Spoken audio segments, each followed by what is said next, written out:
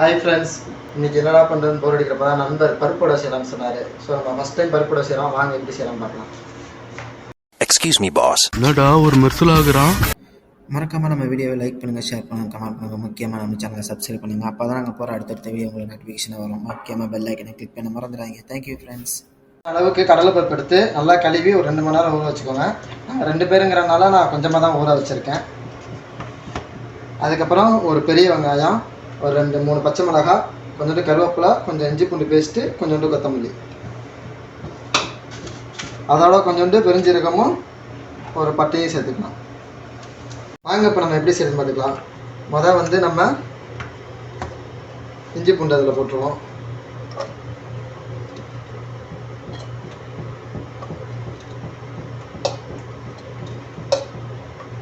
அடுத்தது கருவேப்பிலை, அடுத்தது பச்சை மிளகாய், இதோட ஒரு பட்டை சின்னதாக, கொஞ்சோண்டு பெருஞ்சீரகம்,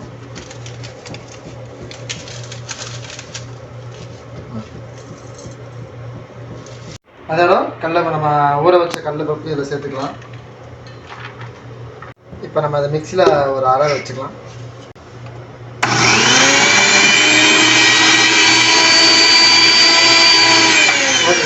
வந்தோன்னா நீங்கள் மிக்ஸி ஆஃப் பண்ணிடுங்க. இதை தனியாக நம்ம ஒரு பாத்திரத்தில் கொட்டிடுவோம். ஃப்ரெண்ட்ஸ், இப்போ நம்ம தேவையான பக்குவத்துக்கு அரைச்சாச்சு. இதோட நம்ம வெங்காயமும் கொத்தமல்லியும் சேர்த்து விடுறோம்.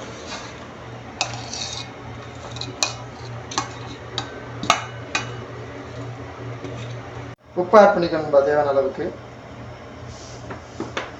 ரொம்ப அதிகமாக போட்டுறாதீங்க, உப்பு கச்சிச்சுன்னா வடை டேஸ்ட்டு போயிடும்.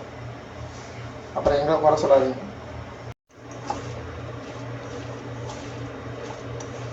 ஊற்றிக்குவோம் ஃப்ரெண்ட்ஸ். கலந்து மிக்ஸ் பண்ணிட்டோம். இப்போ நம்ம வடையை தட்டி எண்ணெயில் போட வேண்டியதுதான்.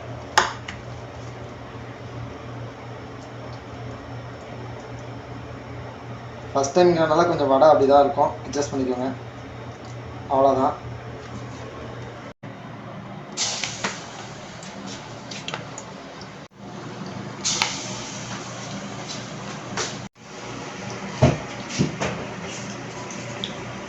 இல்லை, இது மட்டும் நமக்கு சக்ஸஸ் ஆயிடுச்சுன்னா நம்ம சவுதியில் லைஃப் ஆஃப் சவுதின்னு ஒரு ஃபுட் கார்னர் ஆரம்பிச்சிடலாம்.